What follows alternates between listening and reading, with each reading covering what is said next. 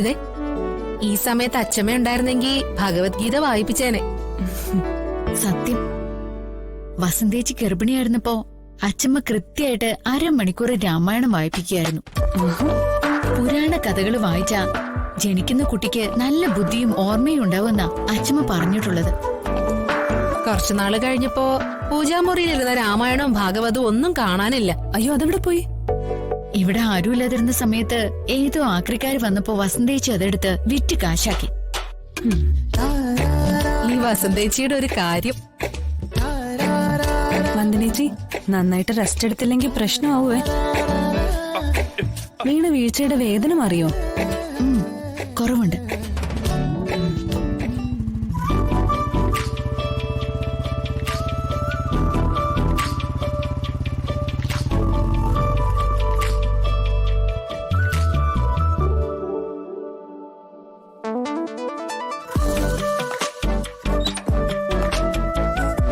ഇന്നലെ രാവിലെ പോയ ആളാ, വിളിച്ചിട്ട് ഫോൺ പോലും എടുത്തിട്ടില്ല.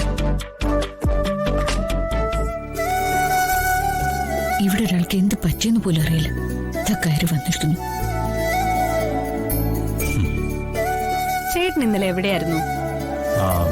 ഇലക്ഷൻ അടുത്ത് വരികയല്ലേ, ഞാൻ ഇന്നലെ അച്ഛനെ ഒന്ന് സഹായിക്കാൻ വേണ്ടിയിട്ട് വീട്ടിൽ പോയിരുന്നു. കുറെ ജോലി ഉണ്ടായിരുന്നു. അത് പറഞ്ഞപ്പോഴാണ് ഓർത്തത്, അമ്മ നിനക്ക് തരാൻ വേണ്ടിയിട്ട് കുറെ പലഹാരങ്ങൾ തന്നയച്ചിട്ടുണ്ട്. മരുമകൾ അമ്മയാവാൻ പോകുന്ന കാര്യം സുമലതാമി അറിഞ്ഞില്ലേ?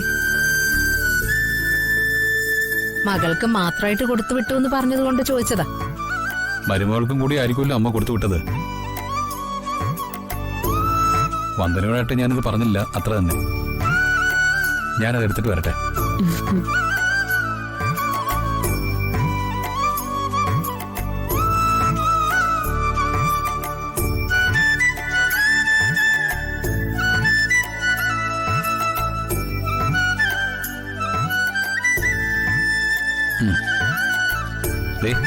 എല്ലാം കഴിക്കണം, വച്ചിരുന്ന് കളയരുന്നും പറഞ്ഞു. വന്ദനേ, ഇന്നലെ ഒരു പോള കണ്ണടയ്ക്കാൻ പറ്റിയിട്ടില്ല. അത്രയ്ക്കും പ്രധാനപ്പെട്ട ജോലിയായിരുന്നു. അതുകൊണ്ട് വിക്രമിന്റെ ഓഫീസിലെ കാര്യങ്ങളൊക്കെ പെൻഡിങ്ങാണ്. അതുകൊണ്ട് ഇന്ന് കുറച്ച് നേരത്തെ പോണം. ഞാനൊന്ന് ഫ്രഷ് ആവട്ടെ.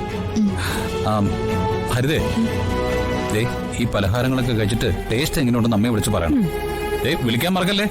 ഇല്ല.